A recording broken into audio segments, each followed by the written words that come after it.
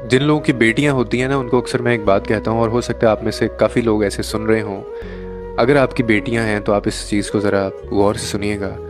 I am a very sensitive person inside. मैं अंदर से बहुत सेंसिटिव हूँ। मैं तो कोई चीज़ कहीं पढ़ लूँ ना, कोई गहरी बात, तो मेरी आंखों में आंसू आ जाते हैं। तो मैंने ये कहीं पे पढ़ा था, और मैं बेटियों वालों को अक्सर ये बात कहता भी होता हूँ कि जो बेटियां होती हैं ना, आप इनके शोर से, इनकी शरारतों से, अगर ये खेल रही होती हैं ना घर में, या कूद रही होती हैं, हंस रही होती हैं, तो आप इनको मना मत किया करें। आप इन पे गुस्सा मत हुआ करें, इनको खेलने कूदने दिया करें। अगर ये घर सर पे उठाती हैं तो इनको उठाने दिया करें। अब आपको ऐसा क्यों करना है? आपको ऐसा इसलिए करना है कि ज़िंदगी में ना मुकद्दर का कभी भी किसी को पता नहीं होता। ना आपको मेरे मुकद्दर का पता है, ना मुझे आपके मुकद्दर का पता है, और ना हमें हमारी बेटियों के मुकद्दर का पता होता है।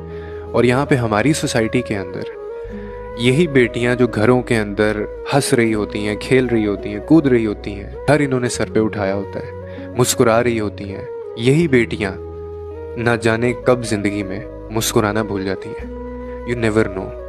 आपको ये आइडिया नहीं है।